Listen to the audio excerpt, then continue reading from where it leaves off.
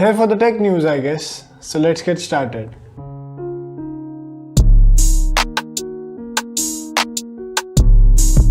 सो AMD और NVIDIA ने अपने एंड से बेसिकली दोनों ने अपने हाई एंड कार्ड्स जो हैं वो रिलीज़ कर दिए हैं, बट एक नई जो है वो व्यू निकला इन कार्ड्स के लिए। सो AMD की जो पिछली सीरीज़ थी वो RX 500 सीरीज़ थी। सो उसमें जो 500 5700 XT था उसका और 3090 के बीच में कंपैरिजन किया गया, and the RX 5700 XT performs better than 3090।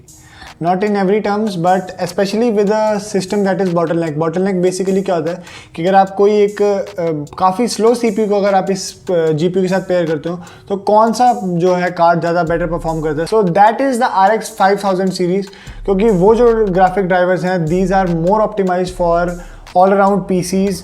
But जो RTX 3000 सीरीज़ है ये जो है graphic cards these are all for the high end tier. So basically अगर आप एक पुराने CPU जो है उससे आ रहे हैं इन कार्ड्स पे, so the AMD is going to offer more performance. But अगर आप RTX 3090 या 3000 सीरीज़ कोई भी अगर आप यूज़ करते हैं, so you need to upgrade your CPU to the best ones possible. So Google जो है अपने नए क्रोम की अपडेट में AV1 एनकोडिंग लाने वाला है, जिसकी वजह से आपकी वीडियो कॉन्फ्रेंसिंग जो है वो बेटर हो सकेंगी। बिकॉज बेसिकली AV1 जो है वो ओपन सोर्स है, सो ये जो है फ्री ऑफ कॉस्ट है, इसमें कोई लाइसेंसिंग फी वगैरह नहीं देनी पड़ेगी, जैसे कि हमें MPEG वगैरह को देनी पड़ती है for the MP4 and etcetera.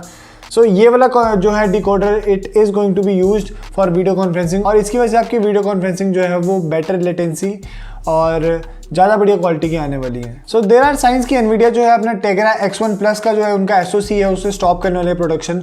Basically ये जो चिप है ये Nintendo Switch में यूज़ होता है। सो ये वाला चिप जो है it is like quite widely available to the audience, क्योंकि Nintendo काफ़ी एक पॉपुलर हैंडहेल्ड गेमिंग कंसोल है और उसमें NVIDIA का ये जो चिप है वो यूज़ हुआ है।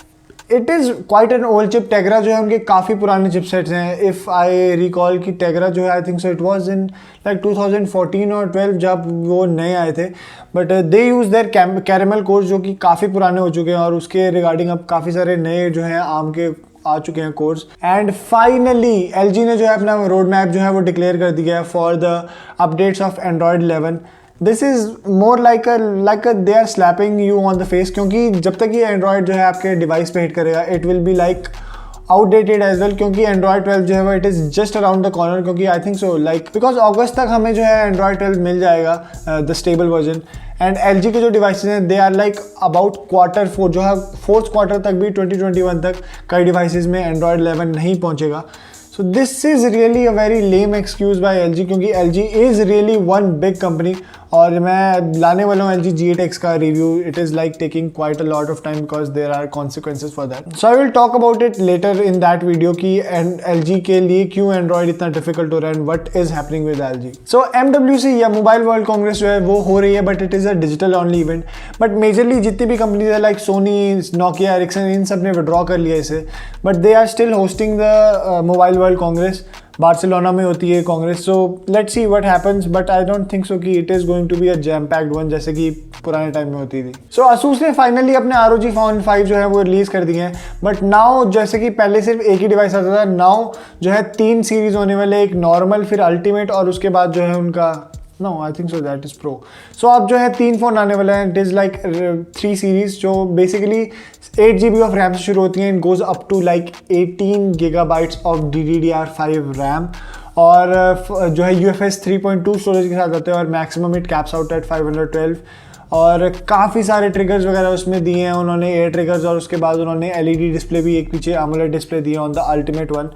So it is one heck of a powerful device and it is like a monstrosity in terms of hardware. और सोनी ने फाइनली अपना Alpha 1 जो है वो इंडिया में रिलीज़ कर दिया। सो it is quite a lot expensive camera, क्योंकि ये 50 मेगापिक्सल का एक CMOS सेंसर है, उनका फुल फ्रेम कैमरा है and it is really a great camera है। सो एक्चुअली ये जो है सोनी Alpha A7S III जो है उसका बिग ब्रदर है।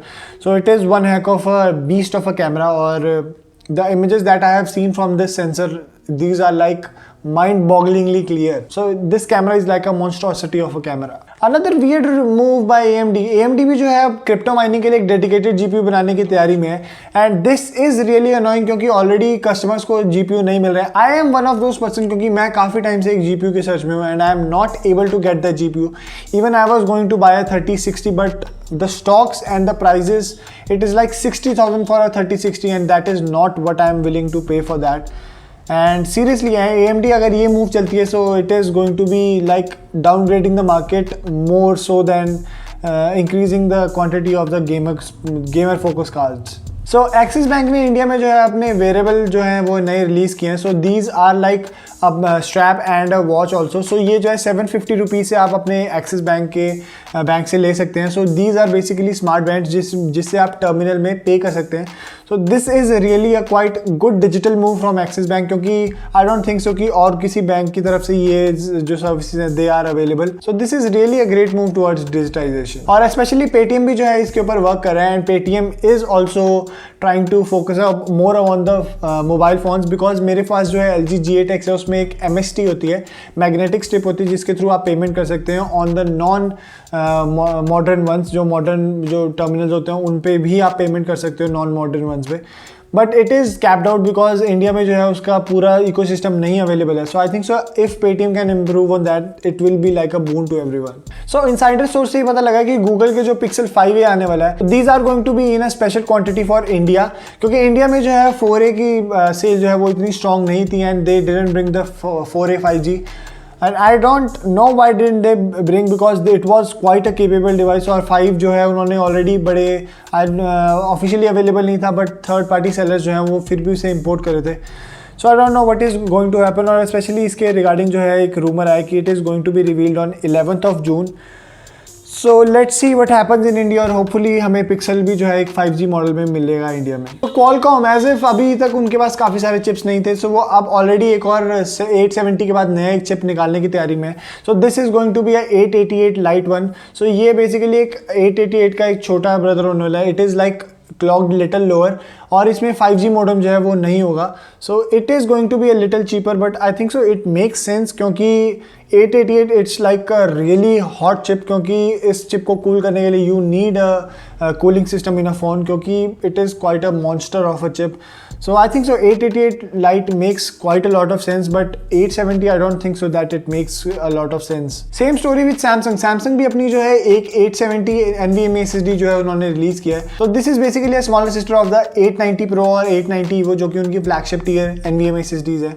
That caps out like around I think so 7 GB per second. But ये जो है ये this is like Gen 3, this is not Gen 4. वो Gen 4 है ये Gen 3 है.